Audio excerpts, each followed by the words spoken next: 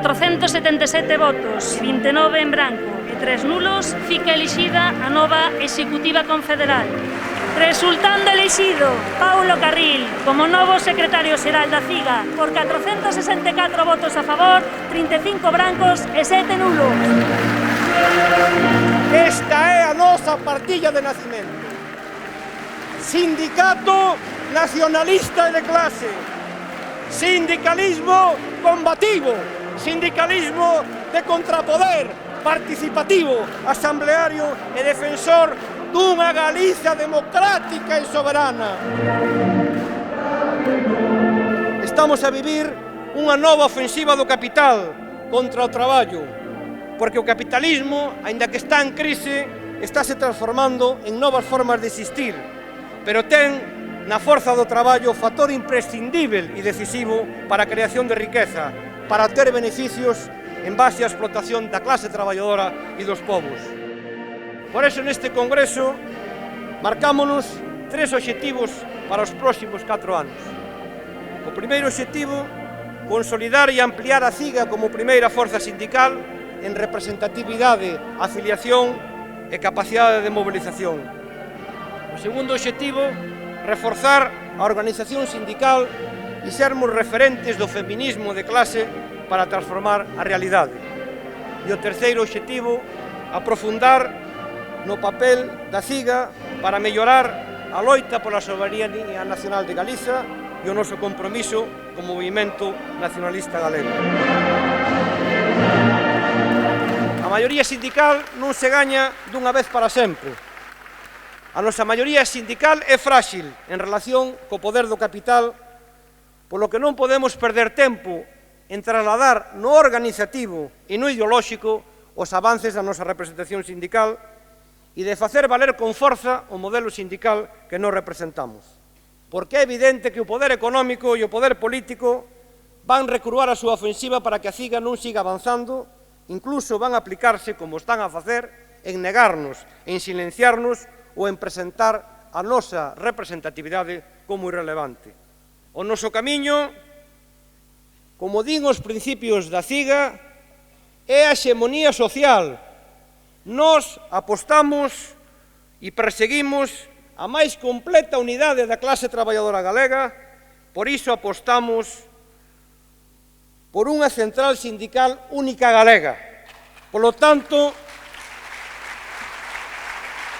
esta aposta obriga a aumentar a capacidade de iniciativa e de convencer da nosa alternativa a máis sectores da clase traballadora e facer avanzar a toma de conciencia de clase. Necesitamos soberanía.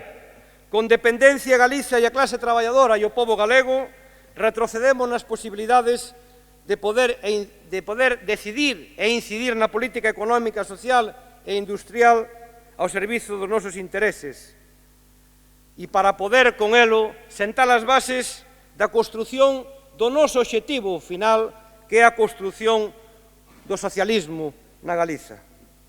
Non podemos sair da crise cun novo saqueo á clase traballadora e ao pobo galego, polo que temos que ampliar as nosas alianzas e o noso traballo permanente no conxunto do movimento nacionalista galego, do que a CIGA formamos parte, contribuindo a dinamizalo e darlle cada vez máis corpo social. A CIGA somos a primeira forza sindical e temos a responsabilidade e a obriga de tomar novas iniciativas mobilizadoras e mesmo asumir que temos que dar un salto cualitativo na resposta a dar.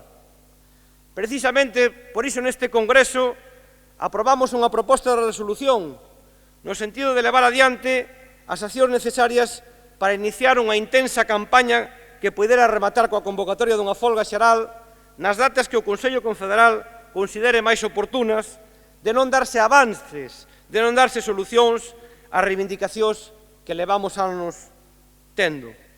Non podemos seguir avanzando nesta crise sin que os gobernos galego e español aproben esas medidas fundamentais que vimos exixindo desde hai máis dun ano para unha saída galega xusta.